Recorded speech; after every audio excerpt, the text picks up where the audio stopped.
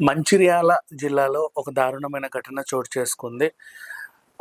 ప్రేమించి పెళ్లి చేసుకున్నారు భార్యాభర్తలిద్దరూ. ఏమైందో తెలీదు.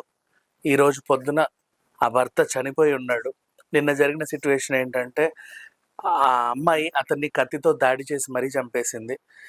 పూర్తి వివరాల్లోకెళ్తే మంచిర్యాల జిల్లా పక్కనే, అంటే మంచిర్యాల నుంచి బెల్లంపల్లి వెళ్ళే మధ్యలో మందమరి అనే ఒక ఏరియా ఉంటది. సింగరేణి ఆహ్, ఆహ్, బొగ్గుకు సంబంధించినటువంటి గనులు ఆ ఏరియాలో చాలా ఉంటాయి.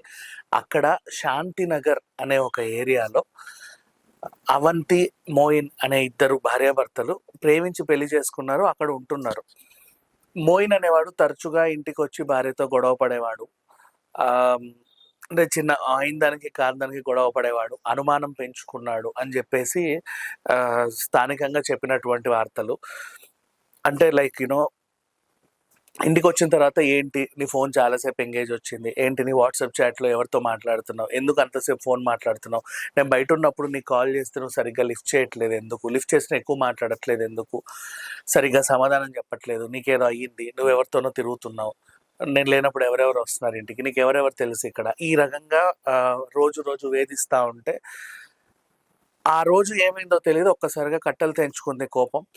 అంటే 2, 3 మాటలు ఎక్కువ మాట్లాడేశారు. ఎప్పుడైనా సరే భార్యాభర్తల మధ్యలో గొడవ వచ్చినప్పుడు ఏంటంటే, నువ్వింత అని మాట్లాడుకున్నప్పటికీ తర్వాత ఆహ్, బూతులకెళ్తారు. ఆ తర్వాత నిన్ను మీ అమ్మ, నాన్న పెంపకాలు అవి ఇవి రకరకాల మాటలు మాట్లాడడంతో ఆవిడ మాట్లాడిన ఈయనకి, ఇతరు మాట్లాడిన ఆవిడకి ఓ టైప్ ఆఫ్ ఉక్రోషం వస్తది.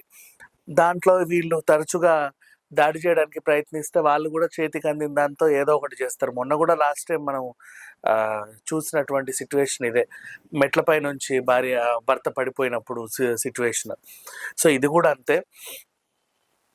ఆ వేధింపులు తట్టుకోలేక ఒక్కసారిగా విచక్షణారహితంగా దాడి చేసింది. ఇష్టం ఉన్నట్టు, అంటే తనలో ఉన్న పగనంతా తీర్చుకుంది.